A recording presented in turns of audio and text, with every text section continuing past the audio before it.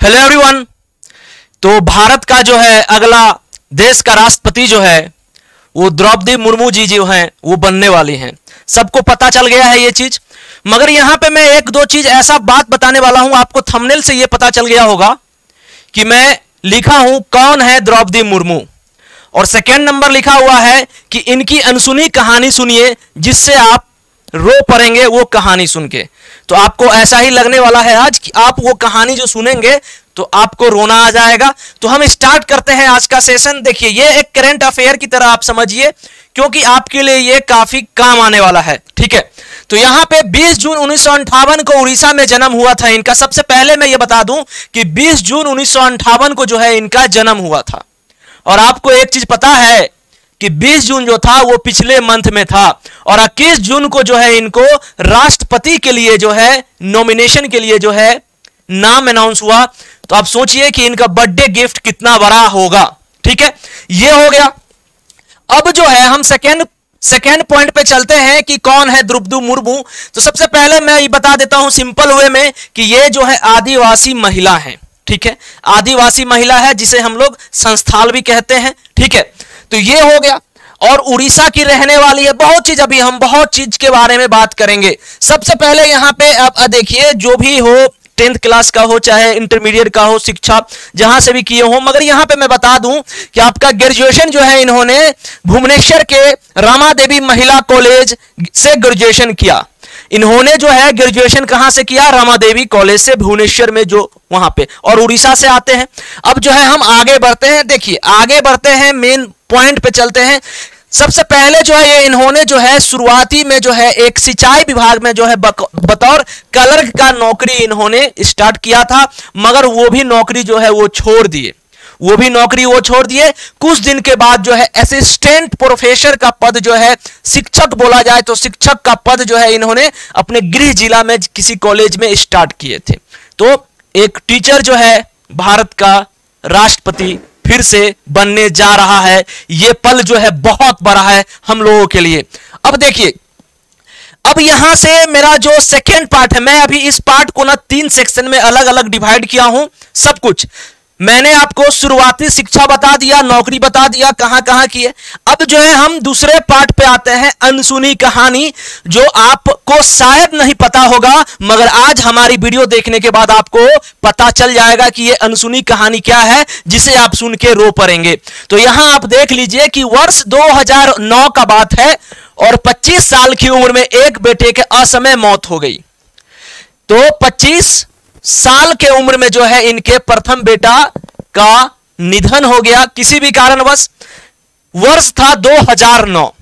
बहुत अभी देखते जाइए बस कैसे, मतलब आपको जो है ये कहानी मोटिवेट करता है, या आप किसी भी औरत के लिए या महिला के लिए जो अभी आप ये सोचते हैं कि ये मोटिवेशन का कारण नहीं है, आप ये कहानी सुनने के बाद आप अपने आप को खुद मोटिवेट कर दोगे। उत्साह आ जाएगा कि ऐसा ये कर सकती हैं तो हम क्यों नहीं कर सकते। ठीक है, तो यहां देखिए, उसके बाद जो है वर्ष 2009 के बाद जो है बेटे की मृत्यु के बाद कोई भी डिप्रेशन में आ जाएगा, बिल्कुल, चाहे कोई भी क्यों ना हो, चाहे वो कितना भी ग्राउंड से जुड़ा हुआ, मिट्टी से जुड़ा हुआ आदमी क्यों ना हो, वो डिप्रेशन में उनको जाना तय है।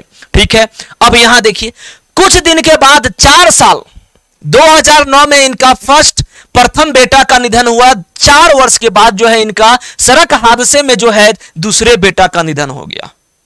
ठीक है, अब आप सोच रहे होंगे कि आगे क्या?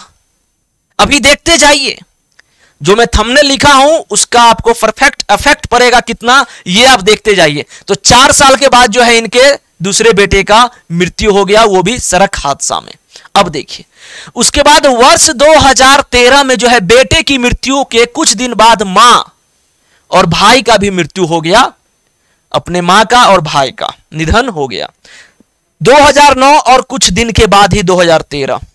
बस अब यहां देखिए कि वर्ष 2014 में जो है इनके पति देव का भी जो है वो निधन हो गया। कितना संकट जो है आया है इनके ऊपर।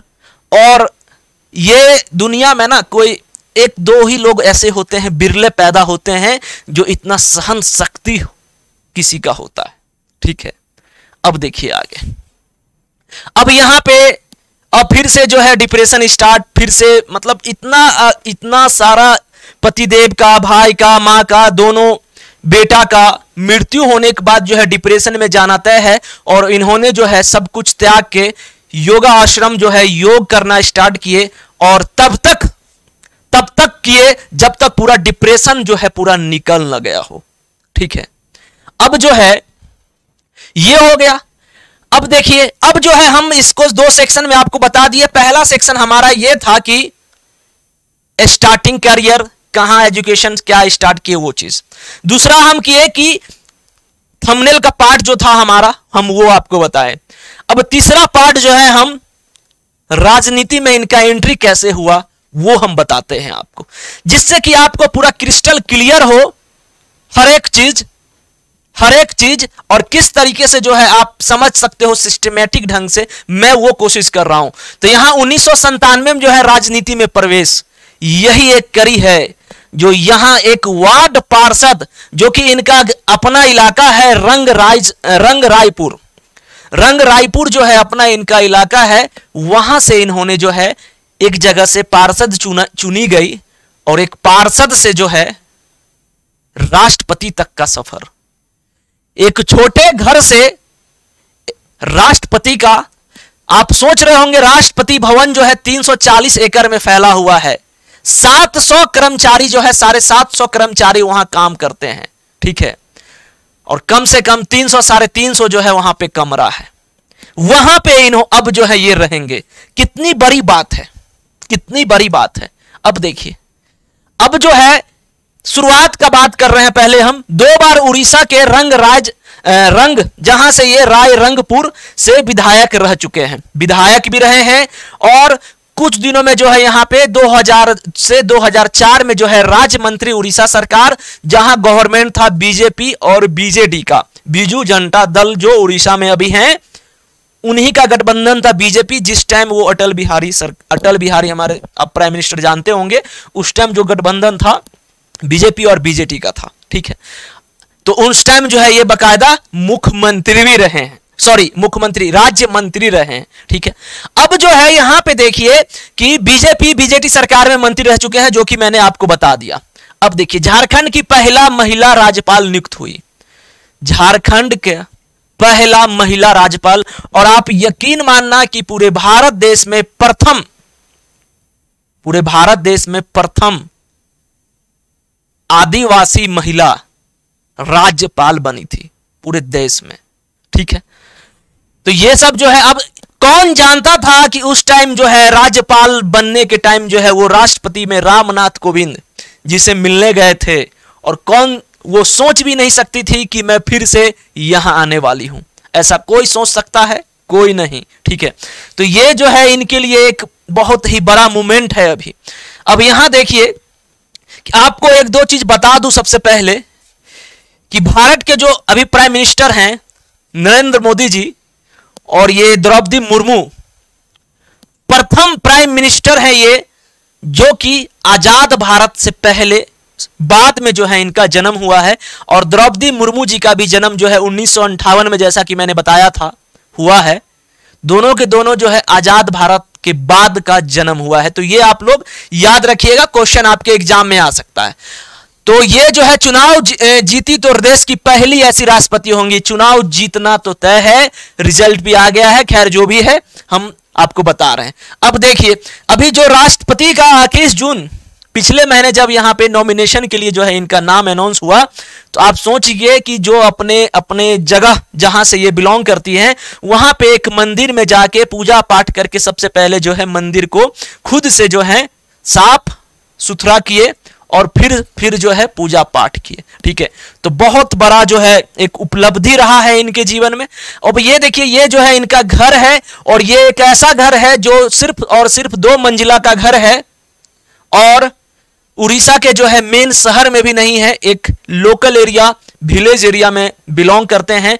जब नॉमिनेशन हुआ तो देख सकते हो आप कितने सारे आदमी जो है आए हुए हैं। ठीक है, इनकी जो है अभी सब संतान जो है, चाहे 2 लड़का हो चाहे पति हो, चाहे उनकी माँ हो चाहे उनकी भाई हो, सबका तो मृत्यु हो गया किसी न किसी कारण बस। सिर्फ और सिर्फ इनके पास जो है अभी इनकी बेटी जो है इतिश्री मुर्मू, बस इनका साथ जो है यही निभा रही हैं। ठीक है, तो बस मैं भगवान से यही आशा करता हूं कि आप जो है हमारे भारत देश के जो है प्रेसिडेंट बने हैं, आपको हार्दिक बधाइयां, शुभकामनाएं, और 15वीं राष्ट्रपति जो है ये बनी है हमारे देश का। तो बस लास्ट में मैं यही कहना चाहूंगा कि छोटे से तबके से उठकर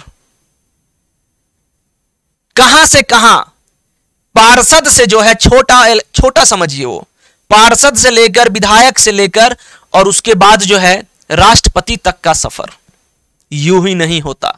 ठीक है, तो बस इसी के साथ जो है हम अपने वीडियो को पूरा कंप्लीट करते हैं। हम राजनीति पे बात नहीं करते हैं, क्योंकि यहां पे कुछ दिन पहले जो है झारखंड में भी जो है ये राज्यपाल जब थी तो एक दो ऐसे फैसले थे SC ST के अगेंस्ट, जमीन अधिग्रहण से रिलेटेड, जो वहां के CM थे रघुवर दास, चाहे अभी हेमंत सोरेन की बात करें, कुछ ना कुछ जो है बहुत सारा ऐसा हुआ था, मगर मैं उसके बारे में आप नहीं बताऊंगा, क्योंकि यहां पे हम राजनीति का बात नहीं करने आए हैं, यहां पे सिर्फ और सिर्फ हम द्रौपदी मुर्मू जी का बात करने आए हैं। Thank you so much. जय हिंद, जय भारत, वंदे मातरम।